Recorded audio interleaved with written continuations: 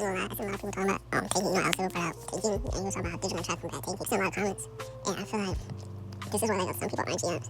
One comment I've been seeing a lot was thinking for why people are taking and how people should basically pick a taking tournament, like a lottery pick tournament, where you have players compete for the best odds in the lottery. Teams compete for the best odds in the lottery. Excuse me. Excuse me. I feel like that isn't really a solution because hear me out. In my defense, first off, some teams don't even be taking it. They just generally be dog on it. They dead be thinking, you know how long it took us to get away with a big deal? We dead today. Like, they dead felt like they were competing for a playoff spot, and we were just god awful. Like, we're just awful. Like, straight dog water. And I feel like that is for a lot of teams.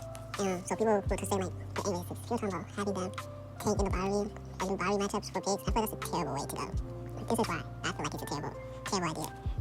Me personally, for you to take, you want to take a team that barely missed the playoffs and substitute them and have them go against a team that was just straight dog water. And you guys are going to be confused why a team that barely missed the playoffs got a number one pick, and now they got some generational player who has never been seen before. Like, what was it?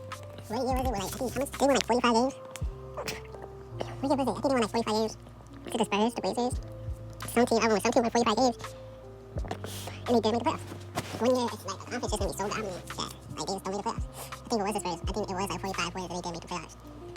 And I feel like the reason why is because, anyway, the main purpose of what I was trying to say is the conference can be dominant. And when conference is dominant, we can't really do nothing about it. Like, you know, the best we can do for real is just help them out. I ain't gonna lie.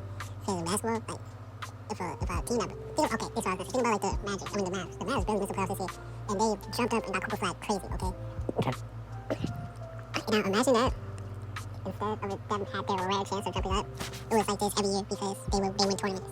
They win a lottery odd tournament. I just feel like the idea of going to a draft lottery, or going to a tournament to get the highest draft lottery chances is so weird because the worst teams are going to be stuck with the lower lottery pick, which is quite literally why the lottery exists.